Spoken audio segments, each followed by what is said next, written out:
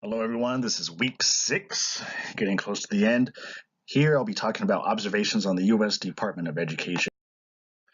We'll go briefly over what the Department of Education is, and then I'll talk about why an expansion of its scope and reach could potentially work, and then also touch base on why the ideas behind shrinking the Department of Education could actually provide benefit to the United States. I'll briefly point on the false dichotomy, I believe, in the public versus private education debate, and then I'll go over my references and close. So, what is the Department of Education? It was started in 1979. It was a spinoff.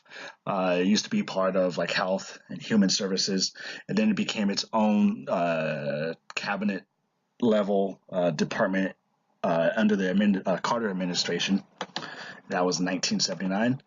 And it includes things we see as their involvement in FAFSA. They offer financial aid, loans to students for higher education. They typically don't touch on policy, but we saw under George Bush's administration they had the No Child Left Behind Act.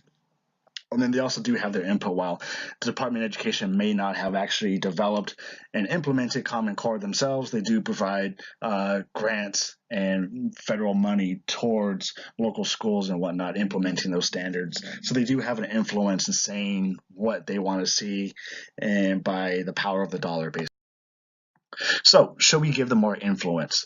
The people I've talked to, they said that federal oversight would do well to cure state failures. One of them is California. California, I believe, is about 44th in rankings among the nation. So, and that's they would say that the Department of Education would actually be able to, if they had more power, they could step in and provide more guidance, more oversight, more regulation and input onto states who are behind the curve. And then others, it's people are well aware that the United States has low rankings worldwide, especially for the size of our economy and GDP. We're pretty middle of the pack. So the argument is that if we had actually more government involvement, the United States would perform better and be able to compete with the likes of other nations who do have heavy government influence, such as Canada and Singapore. Now, you do have the case for reduction.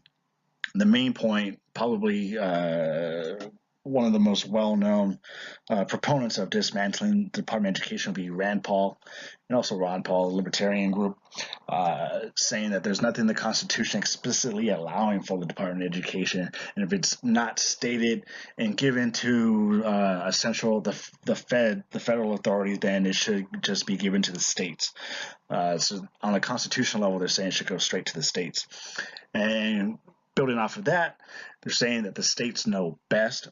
We have your Secretary of Education way off out in Washington D.C.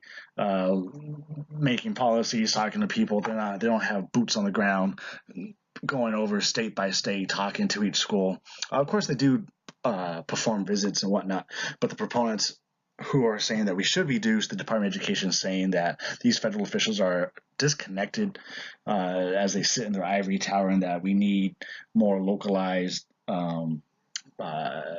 programs. And then also going back to the low U.S. rankings, some are saying that it's because of the federal institution itself that the U.S. is so low in the rankings, that we need less government involvement, and that would improve our standardized scores. Brings us back to the power of the dollar. Those who are saying that we need more power and scope given to the Department of Education, saying the more money we have, we could solve issues with money, implement technology into failing schools, be able to build upon the infrastructure, our school infrastructure, provide them better educational buildings, just better resources. We could do it, solve it with money. Those saying that we should just do away with the Department of Education, saying, look, we've been pumping money into these schools over the years. Test scores are not rising, so maybe that there is no correlation between money and test scores. And that also brings us to public versus private. So those arguing in favor of expanding the Department of Education, saying that, hey, look, public system works. Look at Singapore, look at Canada, look at you have other governments who are heavily involved in education, they are doing well. So we need to do the same here. Others are saying no, we need to privatize, we need competition, we need schools to basically compete for performance, and that's going to drive the education system to do better. In my opinion, that's just a false dichotomy. It's not about public or private. It's all about how you implement policies, because you do have some public institutions worldwide, some work, some do not work, and then you also have private institutions, even right here in America, where you have what you call in higher education, at least degree mills, where the quality is noted for not being as good as, say, public institutions. So it's not about public versus private. It's all about implementation. Here are my references from the readings and other research. And thank you for listening. Can't wait to see your guys' responses and videos and comment on them. See you guys next week. Take care.